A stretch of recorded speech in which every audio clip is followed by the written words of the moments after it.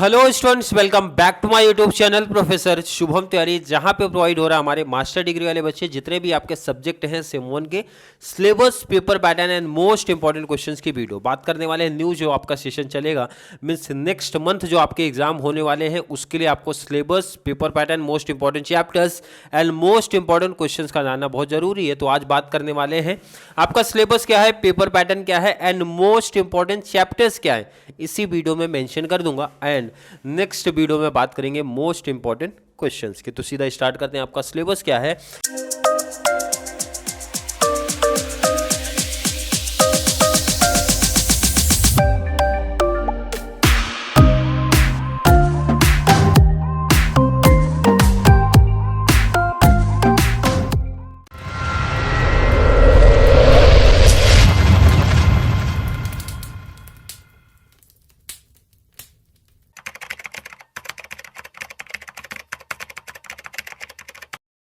Syllabus देखते ही tension चालू हो गया है।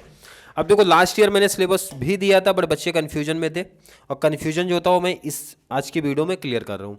लास्ट ईयर मैंने क्या किया था ना, यूनिट नहीं लिखा था, तो बच्चे कंफ्यूजन में सर हमारे बुक में तो 4 ही चैप्टर दिया है। बोले 4 चैप्टर, 4 चैप्टर नहीं हो 4 यूनिट है, उसके बाद उसमें सब पार्ट्स अपने को दे के रखे हैं। क्लियर है कि नहीं। तो बहुत सारे आई थिंक प्रकाशन में वहाँ पे उन्होंने ये चैप्टर्स भी नहीं लिखा, टॉपिक के नाम पे मेंशन कर दिया, बट आप उसको जब प्रॉपर एनालिसिस करोगे ना तो चैप्टर्स के नाम है। क्योंकि बहुत सारी बुक, जो मेरे पास 2 बुक है जो मैं यूज़ कर रहा हूँ, तो उसमें एक में तो पूरा सिर्फ टॉपिक वाइज लिखा, मतलब यूनिट नहीं लिखा। मतलब ये बोल रहा हूँ कि यूनिट नहीं लिखा है, यूनिट वाला कंफ्यूजन आप समझो, यूनिट नहीं लिखा है। सीधा क्या किया ना, उन्होंने चैप्टर्स लिखा, और टोटल चैप्टर्स जब आप काउंट करते हो तो चैप्टर देख के टेंशन बढ़ रहा है कि 19 चैप्टर्स दिए हैं टोटल। और जब आप यूनिट बेस पे जा रहे हो, जो बच्चे बोल रहे हैं कि सर चैप्टर बेस पे जा रहे हैं, सर 4 चैप्टर, वो दिखने में 4 चैप्टर लग रहे हैं। जब एक एक इन्फॉर्मेशन पढ़ना चालू करोगे, जरा यहाँ पे देख लो, जैसे इंट्रोडक्शन टू स्ट्रैटेजिक मैनेजमेंट, ये पहला यूनिट है आप बोल सकते हो, और इसके अंडर 4 चैप्टर्स बन रहे, 4 टॉपिक बन रहे, ये पढ़ लेना आप लोग। पहला जैसा introduction to strategic management, vision, mission and goals, level of strategic and functional strategies and business environment, ये ऐसा टॉपिक बन के आ रहा है। अब इसी में मेंशन कर दूं कि भाई जो बच्चे अभी स्टार्ट नहीं किए, जिनको प्रिपरेशन अभी स्टार्ट करना है, चैप्टर बेस पे जाना चाहते हैं, तो उनको इन्फॉर्मेशन दे दें कि ये इसमें से मतलब फर्स्ट यूनिट में से आपको 4 और 5 ये इंपॉर्टेंट है। चैप्टर बेस पे मैंने लिख दिया क्या है, इंपॉर्टेंट है, IMP। क्लियर है। चलिए, इसके प्रैक्टिस आप कर सकते हो। अदरवाइज क्वेश्चंस की मतलब आपको चाहिए कि सर नहीं, उस पर्टिकुलर चैप्टर्स में हो सकता है ज़्यादा को नंबर ऑफ क्वेश्चंस हो, जैसे मैंने क्वेश्चंस भी लिख के रखे। चैप्टर 5 जब आप पढ़ोगे तो चैप्टर 5 यहाँ पे मेंशन कर दूँ, ये भी इंफॉर्मेशन काफ़ी हेल्प हो जाएगी आप लोग के लिए। चैप्टर 5 में 7 क्वेश्चन है और इसमें 3 क्वेश्चन है। अब बच्चों, कुछ बच्चों का टेंशन बढ़ जाएगा, 7 + 3 सर 10 क्वेश्चन हो गए, तो ये तो काफ़ी ज़्यादा प्रॉब्लम है। और अगर ऐसा तो नहीं है कि सिर्फ 4, 5 से क्वेश्चंस बनेंगे और से बनेंगे नहीं, 1 से भी क्वेश्चन बनते हैं, 2 से भी बनते हैं, 3 से भी बनते हैं, बट मोस्ट इंपॉर्टेंट है। वैसे अगर मेरे से सजेशन लोगे तो 4, 5 को मैं रखूँगा, क्योंकि हर साल वहाँ से क्वेश्चंस पूछे ही गए हैं। क्वेश्चन बेस पे ऑलरेडी मेंशन करेंगे क्या है, क्योंकि यहाँ पे नंबर ऑफ क्वेश्चन 7, आपको चैप्टर बेस पे तो 7 दिया है, बट मैं उसमें भी कट करूंगा। जब मोस्ट इंपॉर्टेंट क्वेश्चन वाली लेके आऊंगा सीरीज ना, तो उसमें मोस्ट IMP क्वेश्चंस को पिक किया जाएगा। कंप्लीट 7 क्वेश्चन तो नहीं पिक करने वाला हूँ मैं। और जब आप यूनिट 2 की बात करते हो, फिर से वहाँ पे वही सिस्टम है, 5 चैप्टर्स फिर से रिमेनिंग आगे जाते हैं भाई। Strategic formulation, implementation and evaluation, और उसमें सबसे स्ट्रैटेजिक फॉर्मुलेशन है, स्ट्रैटेजिक एनालिसिस एंड चॉइस है, इम्प्लीमेंटेशन है, स्ट्रैटेजिक इवेल्युएशन एंड कंट्रोल है, बजटरी कंट्रोल है। सबसे इंपॉर्टेंट चैप्टर्स में से कौन कौन से चैप्टर्स आपके बन सकते हैं। चैप्टर 7 आपका इंपॉर्टेंट है, चैप्टर 9 और 10 इंपॉर्टेंट है। अगर चैप्टर बेस पे आप जा रहे हो तो इन चैप्टर्स को आप पिक कर सकते हो। क्लियर है कि नहीं। नंबर ऑफ क्वेश्चंस भी हाईलाइट कर दो। Strategic analysis and choice chapter number 7 में मैंने 7 लिखे, 7, 9 और 10 लिखा। 10 में तो 2 क्वेश्चन है। 10 में कितने हैं, 2 क्वेश्चन है, एंड सॉरी 10 में 2 हो गए। 9 में बात करेंगे 7 क्वेश्चन है, और इसमें टोटल 11 क्वेश्चन है। क्लियर है। तो यही एक टेंशन बनेगा बच्चों का कि सर अगर नंबर ऑफ क्वेश्चन जब आप काउंट कर रहे हो तो ज़्यादा जा रहा है ना, कोई दिक्कत नहीं। मोस्ट इंपॉर्टेंट वाले में हाईलाइट करूंगा कि कौन कौन से क्वेश्चन ही प्रीफर करने आपको। Unit 3 business, corporation and global strategies, इसमें रिमेनिंग फिर से आगे 5 तो यही तो टेंशन बढ़ रहा है, सब में 4 से, अभी तक तो तीनों में 5-5 ही बने हैं, लास्ट वाले में 4 है। तो लास्ट वाले में यहाँ से तो क्वेश्चन आपका शॉर्ट नोट्स बनता है, इसलिए मैं इसको कंप्लीट कर दे रहा हूँ। यूनिट 4 आपको पढ़ना ही नहीं, क्योंकि यूनिट 4 का जो क्वेश्चन बनेगा शॉर्ट नोट्स में बनता है, और शॉर्ट नोट्स आता है आपको ऑब्जेक्टिव्स के ऑप्शन में बनता है, तो बच्चे ऑब्जेक्टिव्स को प्रीफर करते हैं। ऑब्जेक्टिव्स के ऑप्शन में आपको शॉर्ट नोट्स बनता है, और जो शॉर्ट नोट्स रहेगा वो यूनिट नंबर 4 से बनता है। तो मेरा सजेशन है इस यूनिट को आप मीन्स कट कर दो अगर आप ऑब्जेक्टिव्स को प्रीफर कर रहे हो तो एक बेनिफिट ये मिल गया कि यूनिट कैंसिल हो गया आपका। नेक्स्ट जो लेकिन यूनिट नंबर 3 है business corporate and global strategy, अपनी क्या बनेगी कॉर्पोरेट। इसमें भी मतलब आप देख रहे हो तो इन शॉर्ट अगर बात करूँ तो भाई 5 चैप्टर आपके बन रहे, और जो इंपॉर्टेंट चैप्टर्स है, इंपॉर्टेंट चैप्टर्स आपके लिए बन के आ रहे इसमें।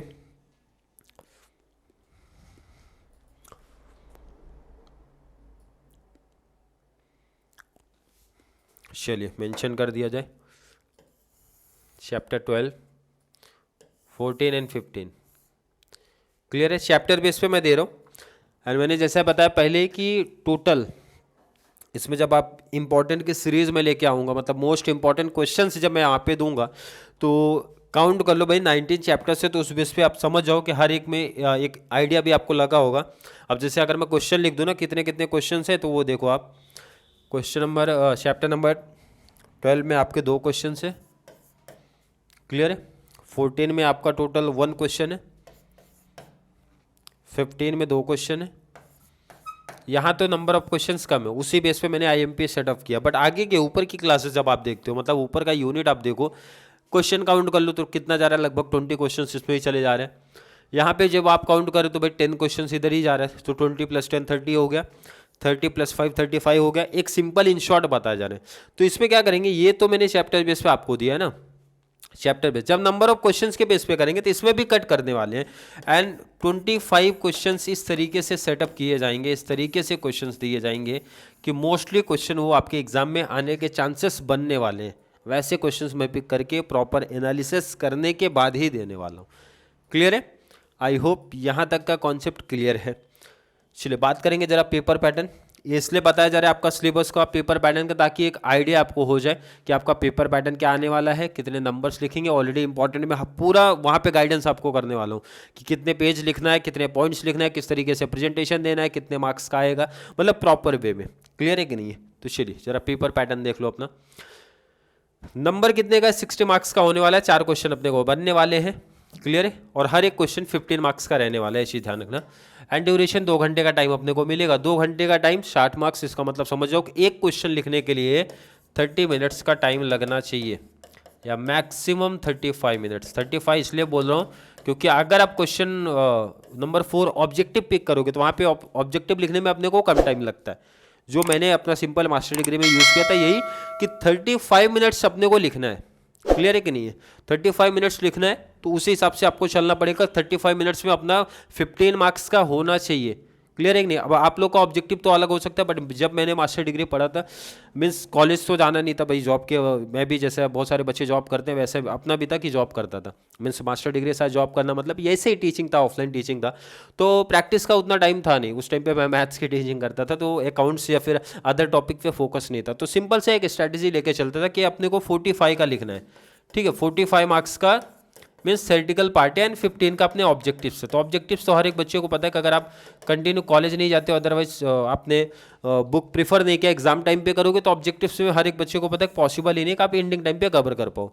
तो मेरा सिंपल से एक कॉन्सेप्ट लेके मैं चला हूँ स्टार्टिंग से कि भाई 45 का, तो मुझे पता है कि 45 मार्क्स कुछ टाइम पहले, अब तो यूट्यूब आ गए तो काफ़ी इंपॉर्टेंट भी मिलने लगे, काफ़ी बेनिफिट्स होता है, तो हमारे टाइम ये चीज़ तो नहीं थी। बट एक सिंपल स्ट्रैटेजी लेके जाता था, 30 मार्क्स का कॉन्सेप्ट 100% लिखना है। 100% का ये मतलब था कि 100% का मतलब कंप्लीट विथ प्रेजेंटेशन, विथ जितना पॉइंट चाहिए, जितना पेज चाहिए, उतना प्रॉपर लिखना है मेरे को। तो उतना 30 मार्क्स प्रॉपर लिखा, बाकी का 15 अपना ओन वर्डिंग, मतलब कैसा भी थोड़ा बहुत एडजस्टमेंट चल जाएगा, और बाकी ऑब्जेक्टिव्स करके आना है। एंड एक एवरेज स्कोर हो जाता है, अगर आप काउंट करें एवरेज बच्चे हो तो आप एवरेज स्कोर होता है। एंड अगर मास्टर डिग्री सेम 1 की बात करूँ तो आई थिंक जो परसेंटेज था वो मेरा 72 के आसपास था, क्लियर है कि नहीं। बहुत नहीं था, बट एक एवरेज मुझे लगता था 70+ एक बेस्ट है। तो ये स्ट्रैटेजी एक प्लानिंग भी सिंपल सा करके जाता था, ज़्यादा फोकस नहीं, ज़्यादा प्रैक्टिस के चक्कर में देखो रट्टाफिकेशन होता नहीं एंडिंग टाइम पे, मुझसे नहीं होता था, बहुत सारे बच्चों से हो जाता है, तो आपके ऊपर डिपेंड है कितना कवर कर पाओगे। बट यहाँ पे बेनिफिट्स ये मिलेगा कि मैं आपको इंपॉर्टेंट क्वेश्चंस दूंगा, अब आपको उसको कितना कवर कर पाओगे वो आपके ऊपर डिपेंड करेगा। क्लियर है कि नहीं है? बट मुझे लगता है एवरेज स्टूडेंट्स यही कॉन्सेप्ट लेके अपने को चलना चाहिए, ज़्यादा बेस्ट होता है कि 30 प्रॉपर वे में जाना है, मतलब 2 यूनिट प्रॉपर कवर करूंगा, उतना अगर कवर हो रहा है तो बेस्ट है भाई। केटी वाला टेंशन आपका वहीं पे खत्म होता है। उसके बाद 15 छोड़ना नहीं, मैं छोड़ने की बात ही नहीं करता, अपना ओन वर्डिंग, मतलब कुछ भी लिखो, कुछ तो नंबर उधर मिलने वाला है। क्लियर है कि नहीं है? जैसे क्वेश्चन नंबर 1 आप देखोगे, प्रैक्टिकल के ऑप्शन में प्रैक्टिकल लिखा है, बट आपको ऐसा नहीं आता, आपको दिया गया 2 क्वेश्चन ए बी और सी डी, मतलब ऐसा पूछते या तो ए बी कवर करो या तो सी डी कवर करो, तो ऑब्जेक्टिव यही लेके जाता था। क्वेश्चन नंबर 1 100% 15 मार्क्स का होना चाहिए, तो 15 में 15 तो मिलेगा नहीं, बट ये है कि जितना बेस्ट प्रेजेंटेशन, जितना बेस्ट लिखा रहेगा उतना अच्छा नंबर मिलता है। तो यहाँ पे भी वही कॉन्सेप्ट है, ए बी कवर करो अदरवाइज सी डी। ध्यान से रखना, मैंने क्या बोला, ए बी कवर करो अदरवाइज सी डी, क्रॉस में नहीं चलेगा। ए बी कवर करो अदरवाइज सी डी कवर करो, ए के साथ सी, ए के साथ डी नहीं चलने वाला है, ये चीज़ ध्यान रखना है। ये कितने का रहेगा? 15 का। 30 मार्क्स का अगर प्रॉपर लिख दिया, कैसे भी, चाहे 1 का लिखो, 3rd का लिखो, 2 का लिखो, 3rd का, जैसा भी, नंबर ऑफ क्वेश्चन जहाँ पे आसान है या फिर जो टॉपिक पढ़ने में थोड़ा सा आसान लगता है वो टॉपिक आपको क्या करना है, सिंपल सा पिक कर लेना है। उसके बाद क्वेश्चन नंबर 3rd पे आना है। यहाँ पे भी यही same pattern, A B cover करो अदरवाइज सी डी कवर करो, और ये भी रहेगा 15 मार्क्स का। क्वेश्चन नंबर 4 ऑब्जेक्टिव क्वेश्चंस रहेंगे। ऑब्जेक्टिव्स में भी इन्होंने ऑप्शन दिया, मल्टीपल चॉइस क्वेश्चन हो सकता है, true false, match the pair and fill up, and last में शॉर्ट क्वेश्चन। बट बेसिकली 2 ही चीज पूछते हैं, multiple choice question, true and false, otherwise match the pair. Short question तो रेयर केस ही है, कभी पूछा होगा। एंड इसके ऑप्शन में शॉर्ट नोट्स, मेरा सजेशन रहता है आप लोग कट कर दो, अदरवाइज बच्चों के ऊपर डिपेंड है, बट मेरा सजेशन, मेरा ओपिनियन ये रहता है कि शॉर्ट नोट्स ना जाके ऑब्जेक्टिव्स पे जाओ, ज़्यादा बेस्ट होता है। क्लियर है? नीचे यहां पे एक मेंशन है, एक information, full length question of 15 marks में be divided into 2 sub questions of 8 and 7 marks. यही पैटर्न चलेगा आपका। इसका मतलब है जो यहाँ पे प्रैक्टिकल वर्ड लिखा, प्रैक्टिकल क्वेश्चन बेसिकली बनते नहीं है, A B otherwise C D करके मिलते हैं 8-7 के पैटर्न में, 8-7 जो पैटर्न बताया। मुझे लगता है जो एवरेज स्टूडेंट है, जो ठीक ठाक है पढ़ने में, एवरेज वाले हैं, वो ये पैटर्न करके जाओ, सबसे बेस्ट होता है। कि कोई भी एग्जाम टाइम पे अगर देखो, मुझे पता है कि जो जब आप जॉब करते हो तो वहाँ पे इतना टाइम तो आपके पास नहीं मिलेगा। क्लियरिंग, जब भी आपके पास टाइम मिलता है, सैटरडे संडे या फिर जॉब से करने के आने के बाद, तो थ्योरेटिकल आपको उठाना पड़ेगा एग्जाम से पहले, अगर केटी नहीं चाहिए तो। अदरवाइज एग्जाम के टाइम काफ़ी ज़्यादा दिक्कत हो सकती है, इसलिए सबसे बेस्ट है अभी से थोड़ा टाइम, आधे घंटे, पौने घंटे, 1 घंटे, जैसा भी आपको टाइम कंफर्टेबल फील हो रहा है वो। और बाकी संडे को आपको कॉस्ट अकाउंटिंग का कोई एक टॉपिक, कोई एक टाइप उठा लो और उस दिन उसको खत्म कर दो। वो इंपॉर्टेंट मैं मेंशन करूंगा कॉस्ट अकाउंटिंग में, तो वहाँ से क्लियर कर लेना वो चीज़। और सबसे सिंपल स्ट्रैटेजी यही लेके चलना, 2 दिन में से 1 दिन आपको एक टाइप तो एटलीस्ट क्लियर करना पड़ेगा सीए का, तब बेनिफिट मिलेगा। और इसका तो आधे घंटे में, मुझे लगता है आधे पौने घंटे भी उठा रहे डेली का, पर डे इंपॉर्टेंट का पॉइंट्स एंड मीनिंग करते हुए जा रहे हैं। बाकी अपना ओन वर्डिंग ही लिखते हैं, जस्ट एक बार रीड करते हैं, बाकी ओन वर्डिंग ही लिखा जाता है। मेन इंपॉर्टेंट होता है जो मुझे लगता है तक मीनिंग थोड़ा सा प्रिपेयर कर लो, मीन्स कॉन्सेप्ट अच्छे से लिख लो, ताकि वहाँ सोचना या फिर बना के लिखना ना पड़े, कॉन्सेप्ट क्लियर रहेगा तो। और बाकी अंदर का डिटेल्स तो अपना ओन वर्डिंग ही लिखना है। तीनों सब्जेक्ट की बात करो, चाहे इकोनॉमिक्स हो गया, चाहे स्ट्रैटेजिक मैनेजमेंट हो गया, चाहे आपका सीएसआर हो गया, कंप्लीट यही कॉन्सेप्ट चलेंगे। बाकी जो कॉस्ट का था वो सैटरडे संडे में आपको टाइम सेट करना है। वो जैसे आपने स्टैंडर्ड पिक किया तो स्टैंडर्ड में आपने मटेरियल वेरिएंस पिक किया, तो उस दिन आपको material variance means complete concept side कर दो, ऐसा आपको पिक करना है। तो आपको एग्जाम से मतलब बहुत ईजी तरीके से एक एवरेज मार्क्स आपका गेन हो जाएगा। क्लियर है कि नहीं है? तो आई होप हर एक बच्चे को यहाँ पे जो भी आपका सब्जेक्ट है स्ट्रैटेजिक मैनेजमेंट के सिलेबस एंड पेपर पैटर्न में काफ़ी हेल्प हुई होगी। फिर भी किसी बच्चे को, जैसा मैं बोलता हूँ, कोई भी डाउट, कोई भी कन्फ्यूजन क्रिएट होता है तो जल्दी से नीचे कमेंट में ऐड कर दो, या फिर कॉन्सेप्ट क्लियर है, वीडियो थोड़ी सी भी हेल्पफुल लग रही है तो वीडियो को लाइक करना है, ज़रा पॉजिटिव कमेंट करो, या फिर कोई सजेशन देना तो सजेशन भी मेंशन कर दो। क्लियर है कि नहीं? ताकि इसी तरीके से आपको बेनिफिट्स मिलता रहे। और एक छोटी सी रिक्वेस्ट है, जितना ज़्यादा पॉसिबल हो सके, जितना ज़्यादा पॉसिबल हो सके, चैनल का लिंक सिर्फ हमारे कॉमर्स सेक्शन वाले बच्चों को जरूर शेयर करें, ताकि उनको इस चैनल से बहुत सारा बेनिफिट्स मिल सके। जैसे जॉब वाले जो बच्चे हैं, जो जिनको इतना टाइम नहीं है या फिर फाइनेंशियल इशू है, कुछ भी रीजंस हो सकते हैं, तो उनको भी इस चैनल से ना बेनिफिट्स मिलना चाहिए कि आपको सिलेबस पेपर पैटर्न की नॉलेज हो गई, मोस्ट इंपॉर्टेंट चैप्टर्स भी बताए जा रहे हैं, मोस्ट इंपॉर्टेंट क्वेश्चंस भी बताए जाएंगे, एंड सीए की क्लासेस भी मिलने वाली हैं, और ऑलरेडी सेकंड चैनल पे मिली है आर्यन एजुकेशन फाउंडेशन पे। कंप्लीट कॉन्सेप्ट वहाँ पे क्लियर करा के दिया, तो प्रैक्टिस जब भी आपके पास टाइम बचता हो, जहाँ पे जाके आप प्रैक्टिस कर सकते हो। तो चलिए मिलेंगे अगली क्लास में, तब तक के लिए थैंक यू सो मच।